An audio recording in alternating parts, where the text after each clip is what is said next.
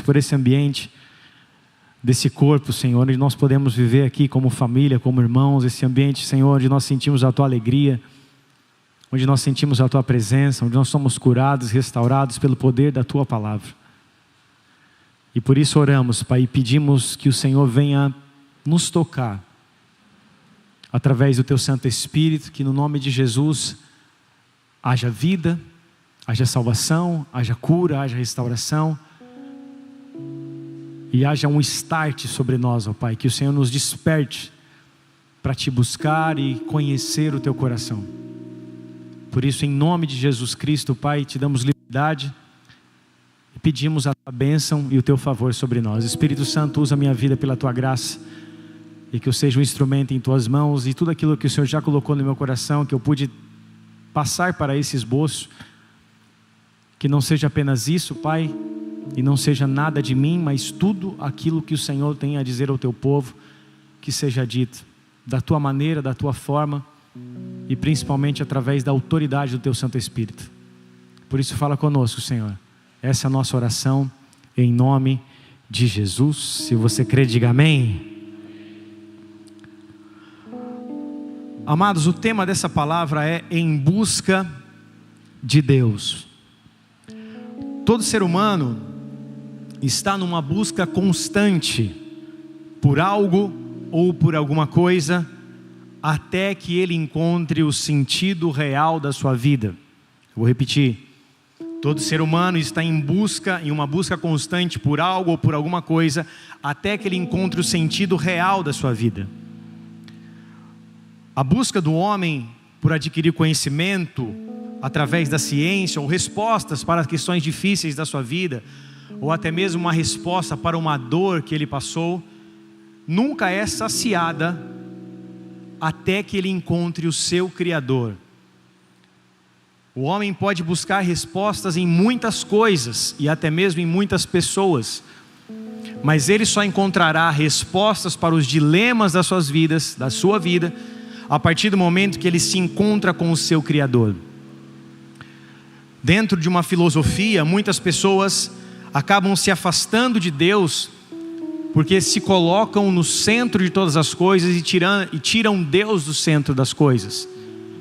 O antropocentrismo ou o humanismo colocam o homem como a figura mais importante da história, ou mais importante do universo. O antropocentrismo coloca o homem como alguém que é responsável pelos seus atos, alguém que é dotado de inteligência e alguém que tem o domínio sobre qualquer ação no mundo ou no universo. O humanismo busca respostas científicas para tudo, trazendo a razão para tudo. Eles olham para a Bíblia, olham para as questões da vida e tentam de uma maneira racional encontrar a resposta. Isso é o racionalismo.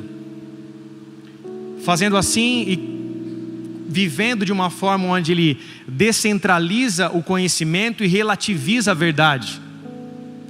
E nós estamos vivendo momentos assim, e isso não é de hoje, onde o homem vai descentralizando o conhecimento, onde ele pode encontrar conhecimento em Deus, e ele vai relativizando a verdade. Já não há mais uma só verdade para quem se coloca no centro, ou para quem coloca o homem no centro, e ele vai relativizando todas as coisas de maneira como ele já não consegue encontrar mais uma só verdade. Ele tem várias verdades para muitas coisas. O humanismo tem essa poder onde o homem é colocado no centro e ele sempre vai em busca de algo ou de alguma coisa. Ele vai em busca de uma resposta, relativizando a verdade com ideias ateístas, humanistas, filosóficas até mesmo, buscando sempre encontrar uma resposta para a sua dor ou para as suas feridas, ou encontrar um porquê para a sua vida, ou até mesmo um propósito da sua existência.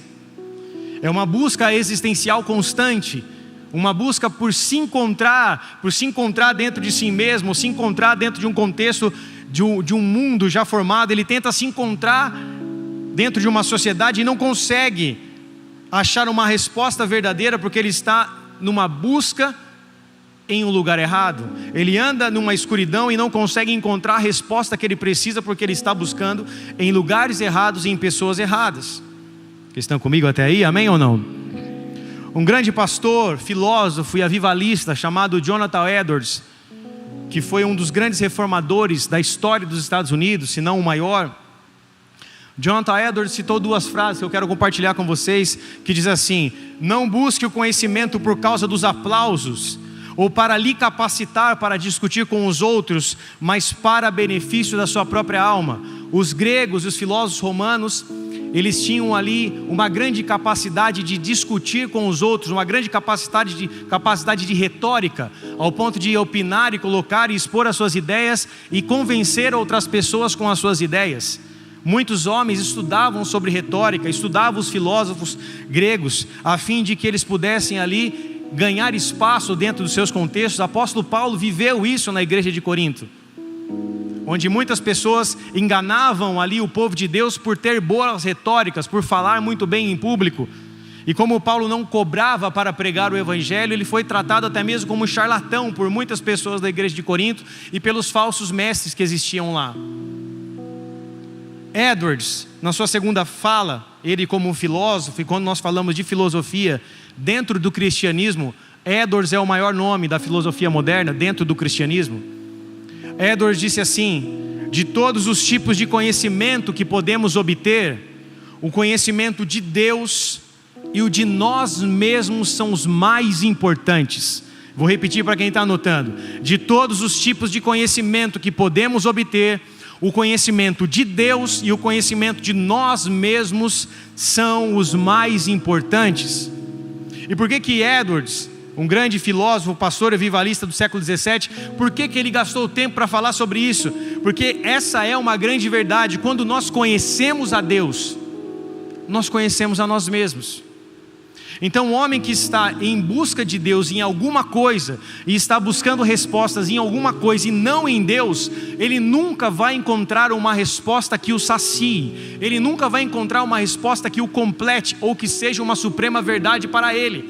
Ele vai sempre relativizar a verdade, viver de meias verdades. Mas quando o homem ou a mulher busca o conhecimento em Deus, ele acaba encontrando o verdadeiro conhecimento, ele acaba encontrando o verdadeiro significado para a tua vida, ou seja, ele encontra o seu propósito existencial, ele entende o que ele está fazendo aqui nessa terra. Um dos maiores dilemas do ser humano é: qual é o meu propósito, o que eu estou fazendo aqui? E Edwards, como filósofo e como um grande homem, encontrou o seu propósito em Deus. E quando nós nos encontramos em Deus, quando nós encontramos a Deus, nós acabamos nos encontrando. Nós nos descobrimos em Deus, porque Deus revela para as nossas vidas aquilo que nós somos criados para ser. Vocês estão comigo, amém ou não? Por isso que o homem que busca ao Senhor, a mulher que busca ao Senhor, ele é transformado de uma forma que ele encontra um sentido para a tua vida. Quando o evangelho nos é apresentado, e quando essa boa notícia, essa boa nova do reino de Deus é revelado aos nossos corações, ela causa um impacto sobre as nossas vidas, ao ponto de nos transformar, ao ponto de nos curar, ao ponto do evangelho trazer uma transformação, de um novo nascimento para nossas vidas, onde nós já não somos mais quem nós éramos. Nós nos tornamos novos homens e novas mulheres. Já não vivo mais para mim, porque Cristo vive em mim. Já não vivo mais eu, mas Cristo vive em mim. Então, quando Jesus tem um diálogo com Nicodemos a respeito de nascer de novo, para que para que nós possamos ter o conhecimento de Deus, e para que Deus consiga se revelar a nós de uma maneira eficaz, é necessário que eu e você nos relacionemos com Ele ao ponto de que Ele nos faça nascer de novo. Abra a tua Bíblia comigo lá em João capítulo 3, verso de número 1 até o 21 nós vamos ler. João 3, do 1 ao 21, versão RA mesmo. Se você tem Bíblia, abra. Se você tem celular, veja. Só fique atento com as notificações para você não se distrair, ou acompanhe nos telões. A palavra de Deus diz assim, João 3, verso 1 ao 21. Havia entre os fariseus um homem chamado Nicodemos, um dos principais dos judeus. Este, de noite, foi ter com Jesus e lhe disse: Rabi, sabemos que és mestre vindo da parte de Deus, porque ninguém pode fazer esses sinais que tu fazes, se Deus não estiver com ele. A isto respondeu Jesus: em verdade te digo que se alguém não nascer de novo, não pode ver o reino de Deus. Perguntou-lhe Nicodemos: como pode um homem nascer sendo velho? Pode porventura voltar ao ventre materno e nascer uma segunda vez?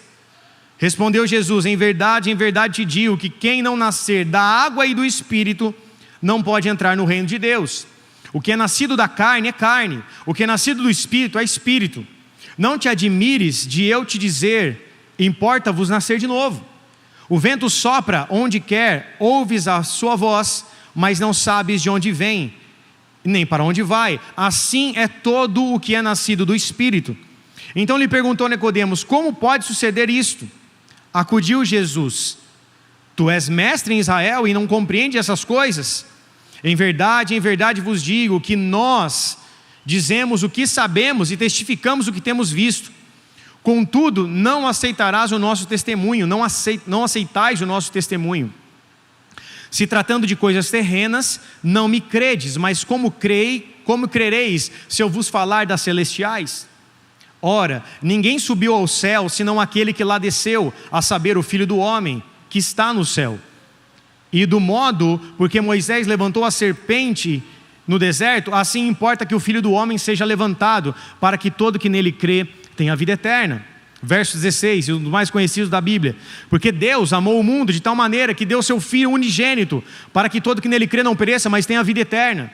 Porquanto Deus enviou seu Filho ao mundo, não para que julgasse o mundo, mas para que o mundo fosse salvo por ele. Quem nele crê não é julgado. O que não crê já está julgado, porque não crê no nome do unigênito Filho de Deus. O julgamento é este, que a luz veio ao mundo, e os homens amaram mais as trevas do que a luz, porque as suas obras eram más. Pois todo aquele que pratica o mal aborrece a luz, e não se chega para a luz, a fim de não serem arguidas as suas obras, ou vistas as suas obras. Quem pratica a verdade aproxima-se da luz, a fim de que as suas obras sejam manifestas, porque feitas em Deus. Até aí, Jesus começa um diálogo com um homem muito importante dentro de Israel e também na Palestina, um homem chamado Nicodemos. Nicodemos não era apenas um fariseu qualquer, Nicodemos era um membro do Sinédrio. O Sinédrio é como se nós pudéssemos colocar uma nomenclatura, comparando aqui com o Brasil, como se fosse uma Suprema Corte. O Sinédrio era composto de 71 homens, que tinham ali a capacidade para julgar Israel mediante as leis mosaicas. Então, dentro de 71 homens muitíssimos importantes, um desses era Nicodemos. Nicodemos começou a ter apreço por Jesus e começou a se relacionar com ele, ouviu a mensagem, e isso começou a fazer significado para a vida de Nicodemos. Mas ele não podia se expor ao ponto de sair durante a luz do dia e se relacionar com Jesus no meio ao público. Então, de noite, ele sai ali da sua casa, e à noite ele vai se encontrar com Jesus, como se ele não pudesse, até mesmo quisesse ser visto. E ele desenvolve um diálogo com Jesus a respeito das suas obras, porque ele sabia que Deus se manifestava através de Cristo. E Jesus olha para ele e fala assim: é necessário, Nicodemos, que você nasça de novo. É necessário que você tenha uma experiência de nascer de novo. E isso mexeu com a cabeça de Nicodemos, mesmo ele sendo um fariseu e um mestre da lei, membro do Sinédrio, um dos homens que mais sabiam da lei mosaica ao ponto de julgar os outros. Isso fez uma reviravolta na cabeça e no coração de Nicodemos, e ele olha para Jesus e fala: como pode um homem nascer de novo? Como pode um homem velho voltar para o ventre da sua mãe? Ele não entendeu muito bem isso. Só que Jesus trata dessa forma com Nicodemos a respeito de uma regeneração espiritual.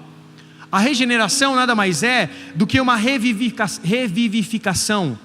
É um nascer de novo. E não nascer de novo como um homem que volta para o ventre da mãe e nasce novamente como Nicodemos pensava que era. Mas o nascer de novo, Jesus fala para ele: Nicodemos, você precisa nascer da água e do Espírito. Verso número 5, Jesus fala assim: respondeu-lhe Jesus: em verdade te digo que não nascer da água e do Espírito não pode entrar no reino de Deus. Jesus está falando da água aqui, representando a purificação e o batismo. E Jesus está falando do Espírito Santo, que é um relacionamento com Deus através da sua palavra e de quem Deus é. Então ele olha para um homem conhecedor de muitas coisas, um homem extremamente importante em Israel, e ele fala: é necessário que você nasça de novo. E isso mexeu com o seu coração. Por quê? Porque Nicodemos, embora tivesse muito conhecimento, que os fariseus, eles eram muito bem dotados ao ponto de conhecerem extremamente a palavra de Deus. Um fariseu com 12 anos de idade, ele já sabia a Torá de cor, os 5 primeiros livros da Bíblia. Ele sabia citar de cor os 5 primeiros livros da Bíblia. Quando um fariseu atingia a sua maturidade ou a sua maioridade, ele já sabia praticamente todas as escrituras, não só ali o Pentateuco, mas ele sabia também os salmos, ele também sabia ali muitas outras vertentes da palavra, até mesmo de cor, mais as leis de purificação, que eram leis orais, que foram criadas pelos fariseus décadas antes do nascimento de Jesus, onde eles passavam essa lei oral, de família para família. Nos tempos de Jesus, segundo o historiador Joséfo, ele diz que existiam mais de 6 mil fariseus naquele tempo. A palavra fariseu no grego significa separado.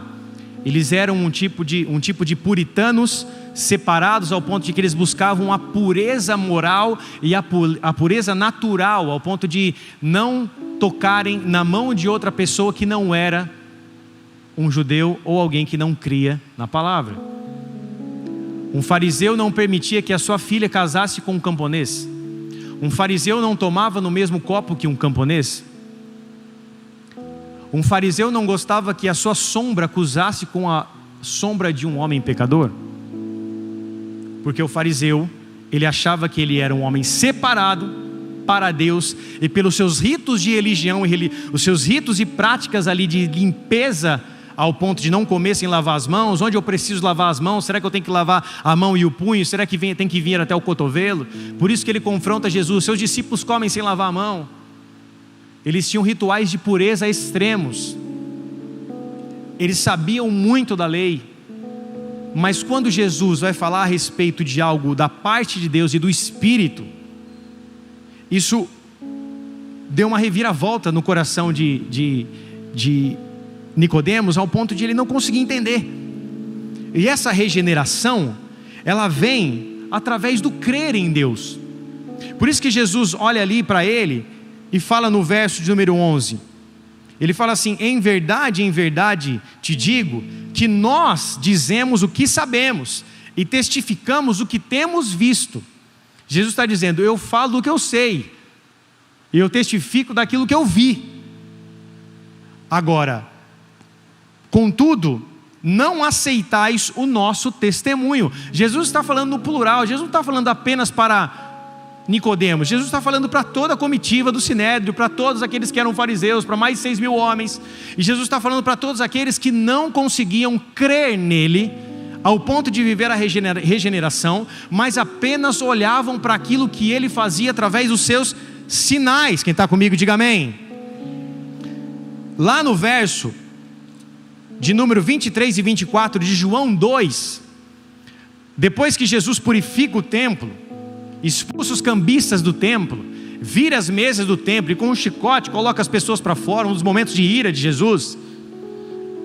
No verso 22 e no verso 23 e 24, a Bíblia fala assim: estando ele em Jerusalém durante a festa da Páscoa, muitos, vendo os sinais que ele fazia, creram no seu nome.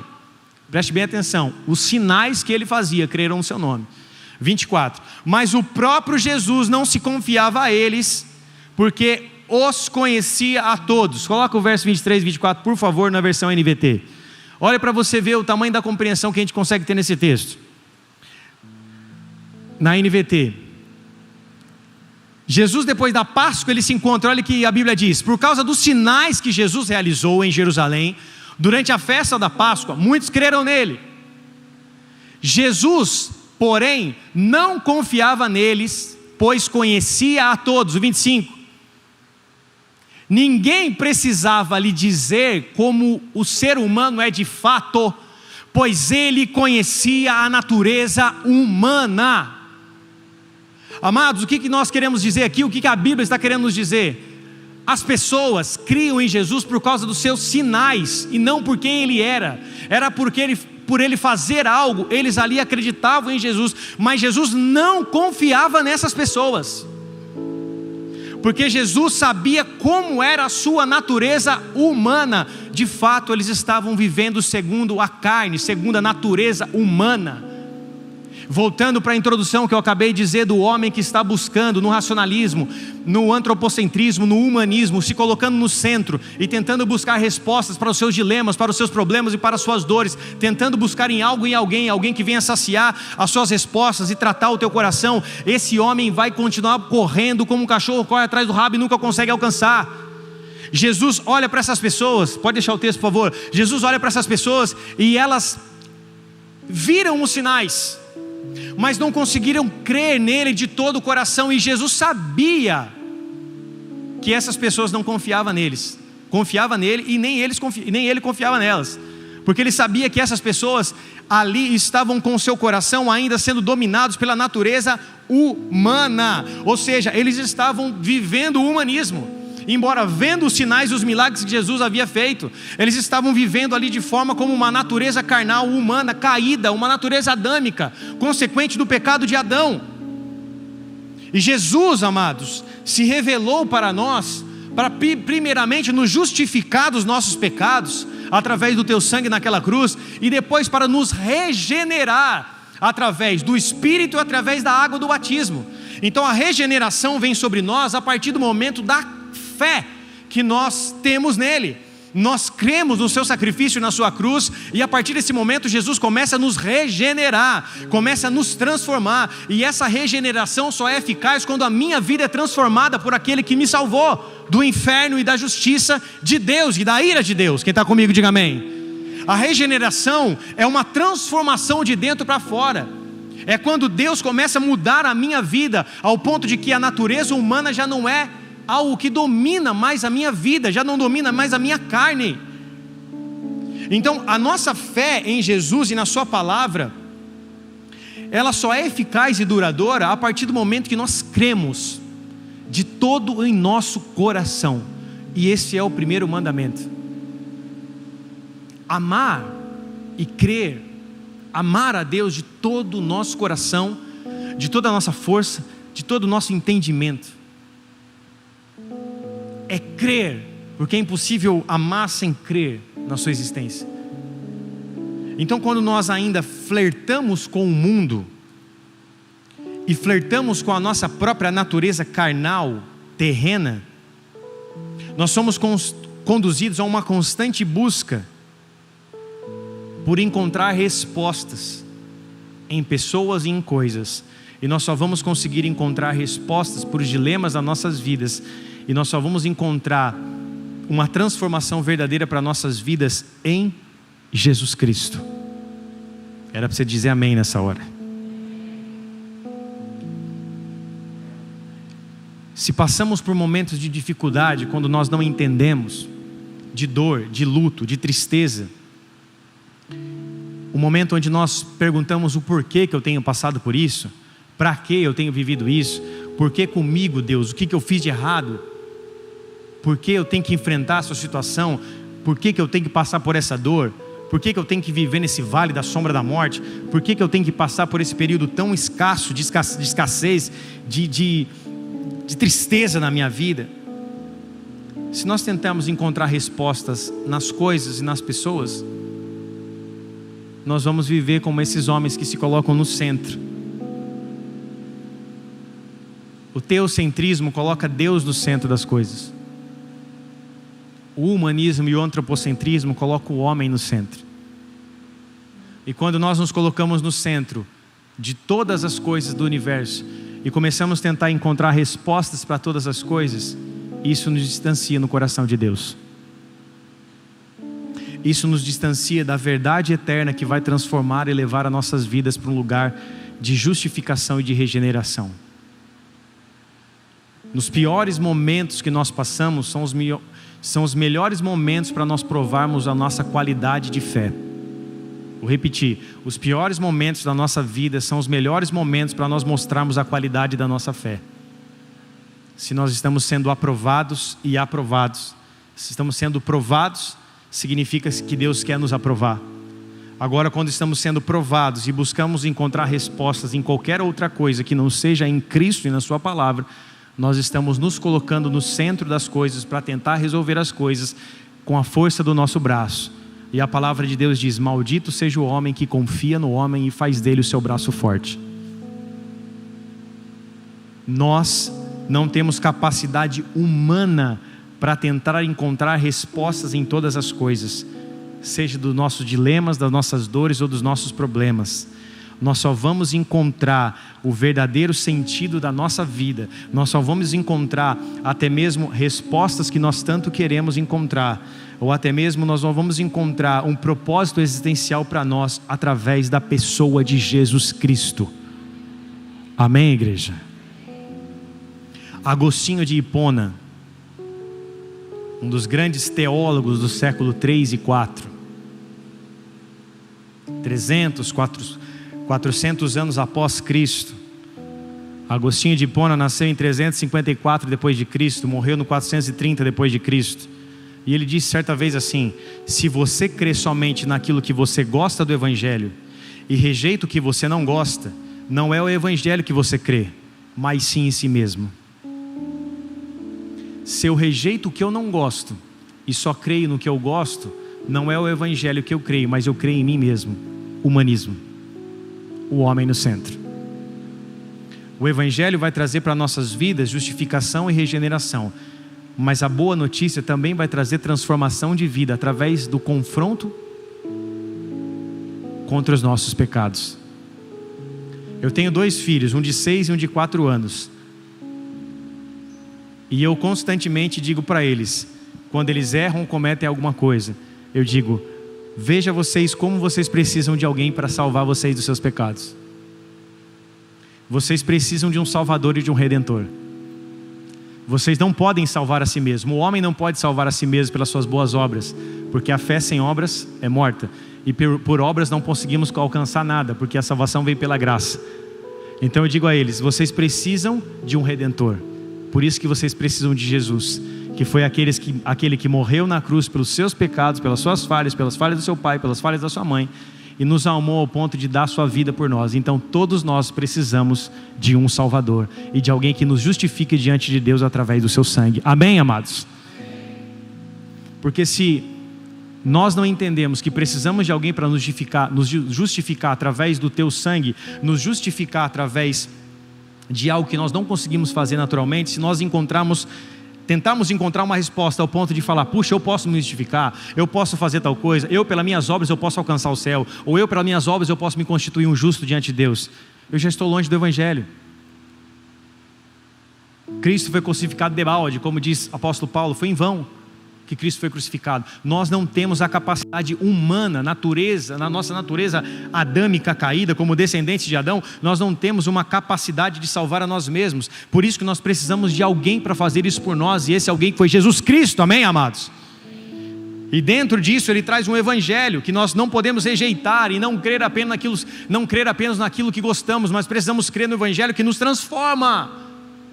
Ele nos transforma ao ponto de nos regenerar. Agostinho tinha experiência para falar disso, porque foi um homem que viveu uma seita ou uma filosofia herética chamada maniqueísmo, criada por uma filosofia persa e dos babilônicos, que veio ali com um sincretismo religioso, ao ponto de que eles viviam ali vertente do budismo, do hinduísmo, do zoroastrismo. E todo esse sincretismo religioso que Agostinho viveu, a suma era: Deus é bom e é luz, o diabo é mau e é trevas. Mas Deus é bom, e se Deus é bom, o Espírito é bom, mas a carne é má. E se a carne é má, tudo que eu fizer na minha vida eu não vou conseguir mudar isso. Pela minha vontade eu não vou conseguir mudar essa minha natureza má, porque essa carne é má, mas Deus é bom. Então se a carne é má e Deus é bom, eu posso viver de maneira pecaminosa que não vai pegar nada. Eu posso viver de maneira egocêntrica, eu posso viver de maneira onde eu firo as pessoas, onde eu mato as pessoas, onde eu tento saciar os meus prazeres carnais, eu vivo de maneira orgulhosa, eu tento fazer de todas as formas de viver de maneira mais impura e ímpia, mas isso é só apenas a minha carne. Mas Deus que habita no meu espírito é bom. Esse era o contexto do maniqueísmo. E um dia Agostinho foi se reunir com um dos caras que eram ali os precursores do maniqueísmo. Ele tentou buscar respostas para a sua vida dentro dessa seita herética. Ele tentou buscar respostas e não encontrou. Ele falou: peraí, como é que Deus pode ser bom e eu viver de maneira pecaminosa? E uma das dificuldades maiores de Agostinho era com as questões sexuais. Na verdade, essa é uma das questões mais difíceis de toda a história da humanidade. E Agostinho tinha ali os seus prazeres vorazes sexuais. Casou-se com uma concubina com uma escrava para tentar saciar os seus prazeres humanos e carnais e sexuais. E ele tinha esse problema com bebida, com sexo. E ele tentava se encontrar em algumas coisas. Ele tentava encontrar o seu vazio existencial em alguma coisa. E certo dia, depois de muita oração da sua mãe, chamada Mônica, e de escutar algumas mensagens de um homem chamado Bispo Ambrósio, certo dia ele estava num parque, certo dia ele estava num lugar, no jardim, melhor dizendo, e ele escuta uma certa frase, com uma voz de criança, dizendo assim para ele: toma e lê. Agostinho olha para o lado e não enxerga ninguém, olha para o outro e não enxerga ninguém, e ele discerniu que era o próprio Deus falando com ele, através da voz de uma criança, dizendo: toma e lê. Agostinho abre a sua Bíblia então, como uma roleta russa, como às vezes nós fazemos, pegando a Bíblia e coloca o dedo na Bíblia para ver o que dá, e exatamente no momento que ele abre a Bíblia, cai lá em Romanos capítulo 13, verso 13, abre lá comigo por favor, Romanos 13, verso 13, na versão normal, pode pôr o 12 e o 13, melhor dizendo, Romanos 13, 12 e 13, diz assim: vai alta a noite e vem chegando o dia, deixemos pois as obras das trevas e revistamos das armas da luz. O 13, que foi impactante para ele, diz assim: andemos dignamente como em pleno dia, não em orgias e bebedices, não em impudícias e em dissoluções, não em contendas e nem em ciúmes. Até aí, no momento que ele lê esse texto, que ele precisava andar na luz, e ali o maniqueísmo fazia uma retratação entre Deus como luz e Satanás como trevas. Quando ele olha esse texto, ele mesmo diz no seu livro chamado Confissões, que é o primeiro livro autobiográfico da história, quando ele lê esse texto, é como se uma faca entrasse no seu coração. E a palavra de Deus é isso, uma espada cortante. Amém, amados? Porque a Bíblia diz que a palavra de Deus ela é viva e eficaz, e mais penetrante que a espada de 2 gumes, e ela penetra a divisão da alma e do espírito, da junta e das medulas. Ela é apta para discernir pensamentos e as intenções do coração. Aquela faca entrou no coração de Agostinho, e ele nunca mais pôde ser o mesmo. Ele se separa daquela mulher concubina, daquela escrava. Ele decide viver a sua vida para o Evangelho, e foi totalmente transformado a partir do momento em que a palavra de Deus entrou como uma arma cortante, como uma espada cortante dentro dele. Ele foi completamente transformado pela palavra de Deus. O homem que foi completamente influenciado pelo maniqueísmo, que era uma seita herética naquele tempo, ele foi se encontrar, e ele encontrou o seu propósito existencial, se tornando um dos maiores teólogos da história da igreja, a partir do momento em que um versículo bíblico falou com o seu coração e a sua vida, e ele foi totalmente transformado pela glória de Deus. Você pode aplaudir a Jesus por isso? Amém, igreja?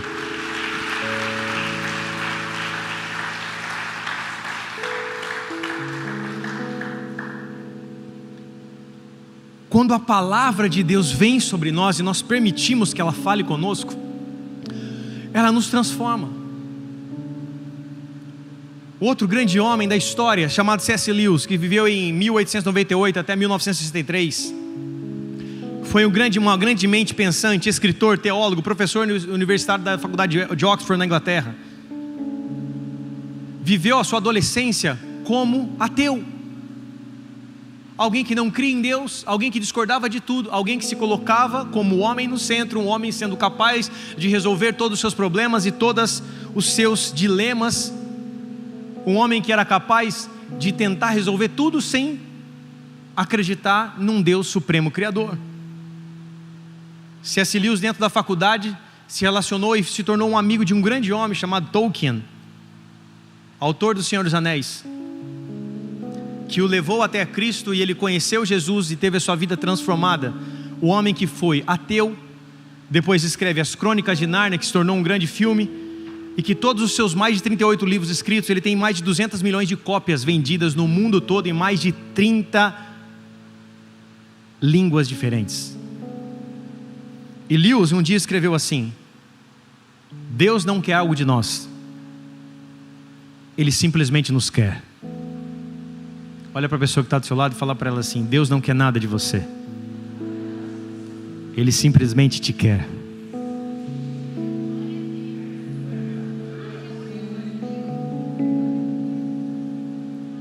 Outra vez Lewis disse assim: olhe para você, e você vai encontrar em toda a longa jornada de sua vida apenas ódio, solidão, desespero, ruína e decadência.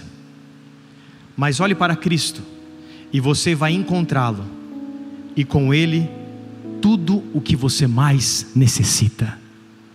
Se você olhar para você mesmo, para a sua natureza humana e carnal, você vai encontrar ódio, solidão, desespero, ruína e decadência. Mas se você olhar para Jesus, mas se você olhar para Cristo, você vai encontrá-lo. E na maneira que você encontrá-lo, você vai encontrar tudo o que você mais necessita na sua vida. A Bíblia diz: elevo os meus olhos ao monte, de onde virá o meu socorro? O meu socorro vem do Senhor que fez os céus e a terra. O apóstolo Paulo vai dizer: prossigo para o alvo, para o prêmio da soberana vocação de Deus que está em Cristo Jesus, o nosso Senhor. Nós não podemos desviar os nossos olhos de Jesus Cristo, porque quando nós encontramos Jesus Cristo, nós encontramos tudo. Então o nascer de novo acontece ao ponto em que Jesus nos fere com uma ferida de amor.